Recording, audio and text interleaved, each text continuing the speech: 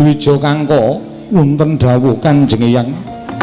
marem-mareming wong tuwa nadyan wis ora urip ana ing alam padhang wis mapan ing kasuwargan jati nanging kaya ngapa bungah atine wong tuwa yen to nyumurupi anak-anak ingkang isih urip ana ing alam padhang bisa mikul dur mendem jero karo wong tuwa kanthi tumindak ingkang becik tumindak ingkang sarwa bener ora ninggal marang unggah-ungguh ora ninggal marang tata krama luwe-luwe kaya ngapa bombonging wong tuwa dene sira ingkang pinutrakake dening Prabu Bandu ora ngajab marang tinggalaning wong tuwa muktining wong urip ana ing alam padhang mau yen to bisa yasa sarta bebadra dhewe kuwi muktine wong urip tegese uripe ana gunane tumraping bebrayan akeh ora mung urip-uripan mung tansah njagakake marang tinggalaning wong tuwa